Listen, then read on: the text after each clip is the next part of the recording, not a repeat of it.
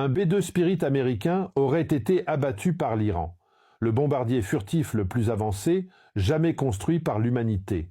L'appareil qui symbolise depuis 30 ans la suprématie aérienne absolue des États-Unis. L'avion qui coûte 2,1 milliards de dollars l'unité et dont il n'existe que 20 exemplaires dans le monde entier. Abattu. Si cette information est confirmée, et les premières sources militaires non officielles commencent à en parler, ce n'est pas une perte militaire. C'est un séisme doctrinal. C'est la destruction publique du mythe de l'invulnérabilité américaine qui fondait depuis 1989 l'architecture entière de la dissuasion aérienne occidentale. Et personne ne parle de ce que la simple possibilité de cette perte change dès aujourd'hui dans les calculs militaires de Moscou, Pékin, Pyongyang et Téhéran.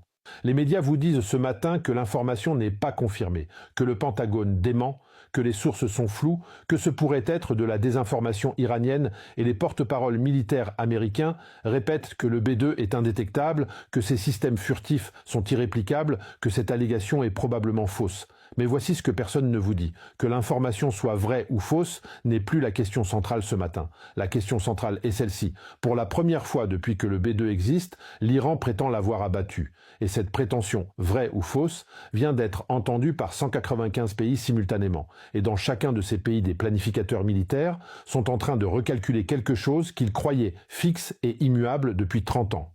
La furtivité absolue du B-2 était un fait géopolitique. Elle est devenue ce matin une question ouverte. Et une question ouverte change les équilibres de puissance aussi sûrement qu'une réponse confirmée. Pourquoi exactement le Pentagone traite-t-il ce déni comme une affaire technique alors que c'est fondamentalement une affaire de perception stratégique mondiale ? Aujourd'hui, je vais vous montrer exactement pourquoi la perte potentielle d'un B-2, confirmée ou non, représente le moment le plus significatif de l'histoire de la puissance aérienne américaine depuis la destruction du F-117 au-dessus de la Serbie en 1999. Et pourquoi les conséquences de cette information vont dépasser de loin la valeur de 2,1 milliards de dollars de l'appareil lui-même, parce que ce qui vient peut-être d'être abattu, ce n'est pas un avion. C'est une certitude. Et une certitude abattue ne se reconstruit pas avec un communiqué de presse. Laissez-moi commencer par la donnée la plus dévastatrice, celle qui devrait faire la une de tous les journaux, mais que les médias ignorent parce qu'elle détruit le récit de la technologie américaine comme bouclier absolu. Les États-Unis possèdent exactement 20 bombardiers, B-2 Spirit opérationnels. 20, pas 200, pas 20 000. 20 appareils pour couvrir l'ensemble des besoins de frappe stratégique furtive de la première puissance militaire mondiale. Chacun coûte 2,1 milliards de dollars en valeur d'achat, soit le PIB annuel de certains États membres de l'ONU. Le programme Total B-2 a coûté 44,75 milliards de dollars pour 21 appareils construits, dont un perdu en accident en 2008 à Guam. Ces 20 appareils restants constituent la capacité de pénétration furtive stratégique des États-Unis, leur capacité à frapper n'importe où dans le monde sans être détectés. Si un seul de ces 20 appareils est effectivement perdu au combat contre l'Iran, cela représente 5% de la flotte totale, une perte sans précédent dans l'histoire de la puissance aérienne américaine depuis la Seconde Guerre mondiale. Et cela signifie que 19 appareils restants devront assumer les mêmes missions de dissuasion planétaire avec une vulnérabilité désormais démontrée. 20 appareils, 2,1 milliards chacun, et l'Iran prétend en avoir abattu un. Le B-2 Spirit a été conçu dans les années 1980 pour pénétrer les défenses soviétiques et livrer des armes nucléaires sur le territoire de l'URSS. Sa furtivité repose sur 3 principes simultanés. Forme en aile volante sans queue ni fuselage saillant qui minimise la surface équivalente radar à environ 0,1 mètre carré, comparable à un oiseau sur les écrans radars.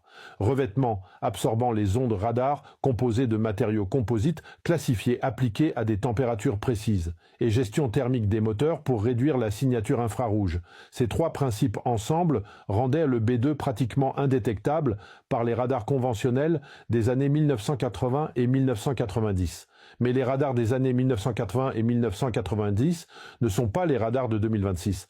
La Russie a développé depuis les années 2000 des radars à très basse fréquence, les radars VHF et UHF, qui peuvent détecter des objets furtifs en exploitant le phénomène de résonance de cavité. La Chine a partagé cette technologie avec l'Iran dans le cadre de l'accord de coopération de 2021. Et depuis 18 mois, des analystes militaires occidentaux publient en sources ouvertes des évaluations selon lesquelles les radars iraniens de nouvelle génération, pourrait avoir une capacité partielle de détection des aéronefs furtifs dans certaines conditions de vol. Ça veut dire que la furtivité du B-2 était une certitude absolue contre les technologies des années 1990. Contre les technologies de 2026 alimentées par les transferts sino-russes vers l'Iran, elle est peut-être une probabilité élevée. Et la différence entre une certitude absolue et une probabilité élevée en matière de survie d'un pilote et d'un appareil à 2,1 milliards de dollars est absolument fondamentale. Ce n'est pas la première fois qu'un appareil américain présenté comme invulnérable a été abattu par un adversaire présumé technologiquement inférieur et que cet événement a redéfini l'architecture de la puissance aérienne mondiale. Il y a exactement 27 ans, le 27 mars 1999, un F-117 Nighthawk, le premier avion furtif opérationnel de l'histoire, présenté comme indétectable, était abattu au-dessus de la Serbie par un missile solaire S-125 soviétique datant des années 1960. Le lieutenant-colonel Zoltan Dani, commandant la batterie serbe, avait utilisé des radars à basse fréquence, des périodes d'émission courtes pour éviter les missiles anti-radars, et une coordination avec des observateurs au sol pour triangler la position de l'appareil. Un missile de 1960 contre l'avion le plus avancé de 1999 et le F-117 était au sol en flammes. Cette destruction avait démontré quelque chose que les états-majors occidentaux refusaient d'admettre: la furtivité n'est pas l'invisibilité. C'est une réduction de signature suffisante pour déjouer les systèmes adverses du moment de la conception, pas les systèmes adverses du moment de l'engagement. Et pourtant, personne ne tire la leçon. C'est comme avoir le camouflage parfait pour une forêt de feuillus en été. Vous êtes invisible dans ce contexte précis. Mais si votre adversaire change de saison, s'il attend l'automne quand les feuilles tombent, votre camouflage parfait devient insuffisant. Le B-2 a été conçu avec le camouflage parfait pour les radars soviétiques des années 1980. Ces radars sont l'été de ce camouflage. Les radars VHF iraniens de nouvelle génération alimentés par les transferts technologiques sino-russes sont peut-être l'automne. Et si l'automne est arrivé plus tôt que prévu dans le ciel iranien, si les 20 appareils les plus précieux de l'armée américaine sont désormais détectables dans certaines conditions, l'architecture entière de la puissance aérienne furtive américaine doit être reconsidérée, immédiatement, en pleine guerre. Voici les données techniques que personne ne compile simultanément ce matin. L'Iran a déployé depuis 2023 des radars Kachef 99 de fabrication nationale fonctionnant en bande VHF, la bande de fréquence la plus efficace pour détecter les aéronefs furtifs. Ces radars ont été développés avec un transfert technologique partiel documenté depuis la Chine et la Russie. En parallèle, l'Iran a acquis des missiles solaires Bavar 373, son système de défense antimissile le plus avancé, présenté comme l'équivalent du S-300 russe, capable d'engager des cibles à haute altitude et à longue portée. La combinaison radar VHF plus missile longue portée crée théoriquement une chaîne de détection-engagement capable de cibler des aéronefs à faible signature radar. Les missions B-2 contre l'Iran auraient été menées depuis la base aérienne de Diego Garcia dans l'océan Indien, une distance de 4000 km, nécessitant plusieurs ravitaillements en vol et imposant des trajectoires d'approche relativement prévisibles. Et une trajectoire prévisible réduit l'avantage de la furtivité, parce que l'adversaire peut concentrer ses capteurs sur les corridors d'approche les plus probables plutôt que de couvrir l'ensemble de l'espace aérien. Les gens qui ont développé le Kachef 99 et le Bavar 373 ne sont pas stupides. Ils savent exactement ce qu'ils font. Voici la réalité que le Pentagone ne peut pas admettre publiquement sans déclencher des conséquences stratégiques mondiales immédiates. La furtivité du B-2 était l'argument central de la dissuasion aérienne américaine depuis 1989. Cet argument dit ceci: peu importe la sophistication de vos défenses aériennes, les États-Unis peuvent pénétrer votre territoire et frapper n'importe quelle cible sans que vous puissiez les arrêter. Cette certitude a dissuadé des dizaines d'États de développer des capacités qui auraient pu provoquer une confrontation avec Washington, parce qu'ils savaient qu'une telle confrontation était militairement sans issue. Si le B-2 peut être abattu, si la certitude de pénétration furtive devient une probabilité plutôt qu'une garantie, cette dissuasion se fragilise. Pas complètement, pas immédiatement, mais suffisamment pour que les calculs changent dans les capitales qui regardent. Moscou, qui développe ses propres B-21 équivalents, vient de recevoir une donnée opérationnelle sur l'efficacité des radars VHF contre les aéronefs furtifs. Pékin, qui construit le J-20 furtif, vient de recevoir la même donnée depuis l'autre côté. Et Pyongyang, qui cherche des arguments pour vendre ses missiles, vient de voir sa position de négociation avec l'Iran renforcée considérablement. Mais ce n'est pas encore le pire. Le pire, c'est ce que cette perte potentielle révèle sur la vitesse à laquelle les avantages technologiques américains s'érodent en 2026 comparés aux décennies précédentes. En 1991, pendant la guerre du Golfe, les États-Unis avaient un avantage technologique estimé à 20 ans sur l'Irak. En 1989, en Serbie, cet avantage était de 15 ans sur les Serbes utilisant des radars soviétiques des années 1960. En 2026, face à l'Iran équipé de technologies chinoises et russes de dernière génération, cet avantage technologique est estimé à 5 à 7 ans. Et 5 à 7 ans d'avance technologique, dans un monde où les transferts de technologies entre grandes puissances s'accélèrent, c'est une fenêtre qui se ferme plus vite qu'elle ne s'ouvre. Le B2 a été conçu pour un avantage technologique de 20 ans. Il opère dans un monde où cet avantage est de 5 ans. Et la différence entre ces deux chiffres, c'est peut-être un avion à 2,1 milliards de dollars en flammes quelque part au-dessus de l'Iran. Regardons ce qui se passe concrètement dans les capitales militaires qui comptent dans les heures suivant l'information sur le B2. À Washington, le Pentagone est en mode gestion de crise informationnelle. Confirmer la perte serait dévastateur pour la crédibilité de la dissuasion aérienne américaine. Démentir, sans preuve irréfutable, expose Washington à une contradiction publique si des débris sont montrés en direct sur les chaînes iraniennes. La stratégie actuelle, ni confirmation ni démenti total, est la seule position défendable à court terme. Mais cette ambiguïté elle-même est un aveu implicite que quelque chose s'est passé. À Moscou, les analystes militaires du Kremlin étudient avec une attention extrême chaque donnée disponible sur cet incident. Si les radars VHF iraniens ont effectivement détecté et guidé un missile contre un B2, la Russie dispose d'une donnée opérationnelle sur l'efficacité de cette technologie contre les aéronefs furtifs américains, une donnée qui vaut des milliards de dollars en économie de recherche et développement pour ses propres systèmes de défense. À Pékin, les ingénieurs de l'Armée populaire de libération font exactement le même calcul que Moscou, mais avec une implication supplémentaire directe sur la planification d'un éventuel conflit autour de Taïwan, dans lequel les B2 américains seraient presque certainement engagés. Et à Séoul, la destruction d'un B2 par des technologies partiellement issues des transferts sino-russes change l'évaluation de la menace nord-coréenne, si ces mêmes technologies ont été partagées avec Pyongyang. Imaginez maintenant 3 tableaux. Premier tableau. Un centre de commandement de la défense aérienne iranienne, quelque part dans les montagnes de l'ouest de l'Iran, nuit de l'incident. Un général regarde les écrans. Son adjoint entre en courant. Contact confirmé, bande VHF. Altitude 12 000 mètres. Vitesse et trajectoire cohérentes avec un grand aéronef furtif en approche. Distance 340 km. Le Bavard 373 est en mesure? Oui. Le général regarde l'écran. La trace radar. Petite. Intermittente. Mais réel. Vous êtes sûr du contact? Son adjoint hésite. Le système dit oui. Je n'ai jamais vu ce type de signature, mais le système dit oui. Long silence. Le général regarde ses mains, puis l'écran. Engagé. Dans la salle, le silence qui précède l'ordre. Et après l'ordre, le silence différent de ceux qui savent qu'ils viennent peut-être de changer l'histoire. Deuxième tableau. Le Pentagone, Washington, même nuit. 3 heures plus tard. Un général 4 étoiles face à un cercle restreint de conseillers civils et militaires. Confirmation de la perte? Nous avons perdu le contact avec l'appareil au-dessus du territoire iranien. La balise de détresse n'a pas émis. Le pilote n'a pas contacté le contrôle. Option? Option 1. On confirme. Impact sur la crédibilité de dissuasion immédiat et massif. Option 2.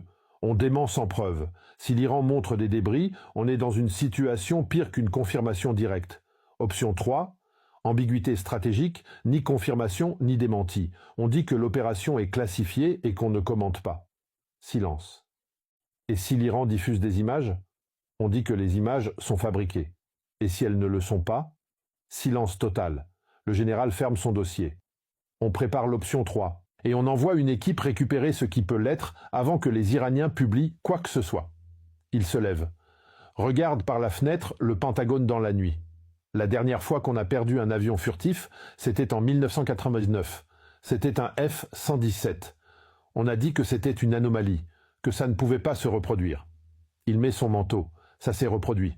Troisième tableau, une base aérienne américaine dans l'océan Indien, même nuit. Des pilotes de B-2 apprennent la nouvelle dans la salle de briefing. Le silence est absolu. Un pilote senior, 10 ans sur le B-2, regarde ses mains sur la table. Un jeune pilote à côté de lui murmure. « C'est possible? Vraiment ?» Le senior ne répond pas immédiatement. Il regarde le tableau de mission, les routes d'approche, les couloirs furtifs qu'ils avaient considérés comme des garanties absolues. C'est possible. Comment? Radar basse fréquence, s'ils ont les bons radars et la bonne géométrie d'engagement. Depuis quand? Depuis qu'ils ont eu les transferts technologiques sino-russes, 18 mois peut-être 2 ans. Le jeune pilote regarde le tableau. Et on le savait? Le senior lève les yeux. Long silence. Les ingénieurs le savaient, les analystes le savaient. La question c'est qui a décidé de voler quand même? Dans la salle, le bruit des systèmes de climatisation. La lumière froide des écrans de mission. Et quelque part dans ce bruit, l'écho d'une certitude de 30 ans qui s'est peut-être éteinte cette nuit au-dessus de l'Iran. Voici l'analyse que les experts en puissance aérienne n'osent pas formuler publiquement ce matin parce qu'elle contient une vérité que les programmes d'armement à 44 milliards de dollars ne peuvent pas entendre. La furtivité n'est pas une propriété permanente, c'est une avance temporaire dans une course technologique permanente entre la signature des aéronefs et la sensibilité des capteurs adverses. Cette course est fondamentalement asymétrique en faveur des détecteurs sur le long terme, parce que détecter un signal est toujours moins coûteux que de l'éliminer complètement. Le B-2 a coûté 44 milliards de dollars à concevoir et produire. Les radars VHF iraniens de nouvelle génération ont coûté une fraction infinitésimale de cette somme à développer avec les transferts sino-russes. Et si ces radars peuvent effectivement détecter le B-2 dans certaines conditions opérationnelles, ce que cet incident suggère même si non confirmé, l'investissement iranien dans cette technologie a produit un retour stratégique sur investissement qui dépasse tout ce que la théorie économique de la défense pouvait modéliser. Ce n'est pas une leçon sur l'Iran, c'est une leçon sur tous les programmes d'armement basés sur la furtivité. B-21 Raider américain, F-35, J-20 chinois, Su-57 russe. Ces appareils sont tous basés sur la même hypothèse fondamentale, que leur réduction de signature radar les rend opérationnellement invulnérables. Si cette hypothèse est fragilisée pour le B-2, elle l'est pour tous les autres. Et d'autres États qui investissent des milliards dans des systèmes de détection basse fréquence regardent exactement ce qui se passe ce matin et calculent leur propre retour sur investissement. Et voici le chiffre que j'ai gardé pour la fin.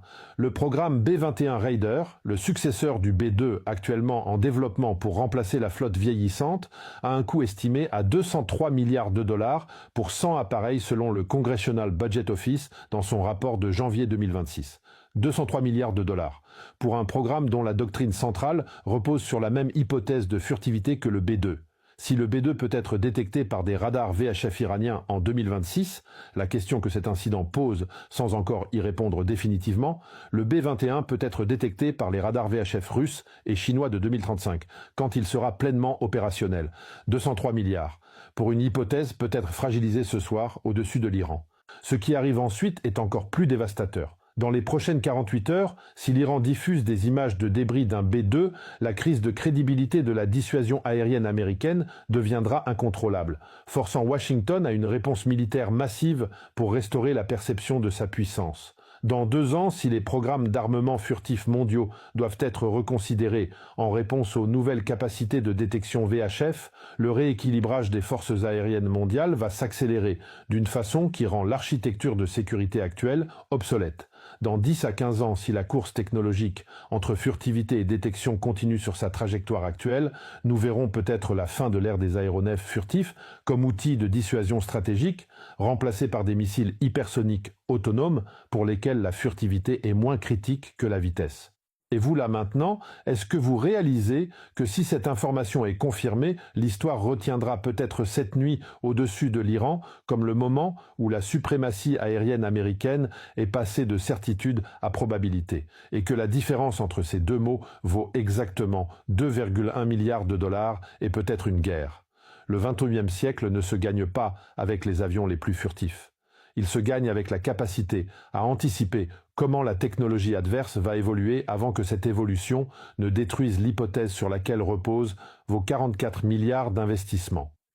Le B-2 était parfait pour les radars de 1989. Le monde de 2026 n'a plus les radars de 1989. Et la leçon que cette nuit enseigne, confirmée ou pas, c'est que la supériorité technologique n'est jamais permanente. Elle est toujours temporaire. Et le moment où vous oubliez que votre avantage est temporaire est exactement le moment où votre adversaire vous rappelle qu'il ne l'est pas. Ne clignez pas des yeux. Et si vous voulez accéder à l'analyse complète sans censure, avec des documents que les médias n'osent pas montrer, ce contenu est disponible uniquement pour les membres. Le bouton d'adhésion est en bas. Rejoignez la communauté qui comprend ce qui se passe vraiment. Abonnez, cloche, vous savez.